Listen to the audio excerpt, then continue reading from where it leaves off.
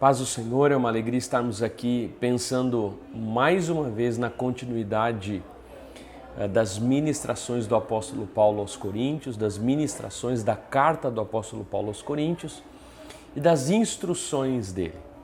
Desde a semana passada nós estamos falando sobre os dons, sobre o capítulo 12 de 1 Coríntios.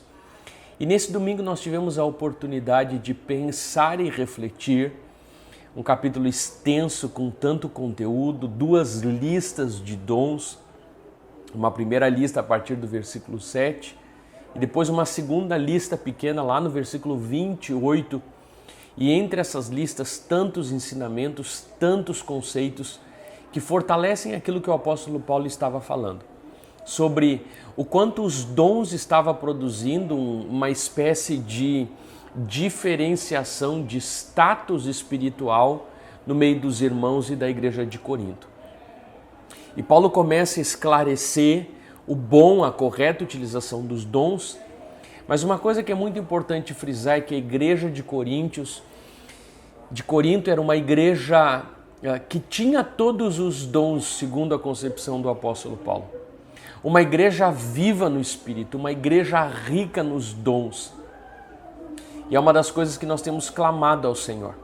Mas quando nós pensamos nos dons, na distribuição dos dons, alguns comentaristas usam a expressão presentes, porque dom vem da palavra carisma e a raiz dessa palavra é caris, que tem a ver com algo que nós recebemos gratuitamente, de graça, um favor de Deus, um presente de Deus. E assim são os dons. É o poder do próprio Espírito agindo nos membros do corpo de Cristo para a edificação da igreja. Mas o problema é que o povo da igreja de Corinto estava tomando os dons para si, estava sentindo vaidade por ter ou por receber algum tipo de dom. E é sobre isso que o apóstolo Paulo fala, e nós tivemos a oportunidade no domingo de falar especificamente de cada um dos dons citados nessas duas listas e refletir com a seguinte pergunta: você sabe qual é o seu dom? Porque a palavra do Senhor nos diz que o Senhor deu a cada um dom para servir. Nós, como crentes maduros, precisamos saber qual é o nosso dom ou os nossos dons, porque todo crente tem ao menos um dom nós recebemos do Senhor. Qual é o seu dom? Você tem usado o seu dom? Porque quem sabe fica aqui a reflexão. Se nós temos um dom guardado, se nós temos um dom que não estamos utilizando ele para a glória do Senhor, pode ser um membro do corpo de Cristo que está sem sua função. É importante nós lembrarmos do funcionamento do corpo humano. Sempre quando um membro não faz bem a sua função ou não exerce a sua função, acaba sobrecarregando outros membros do corpo de Cristo.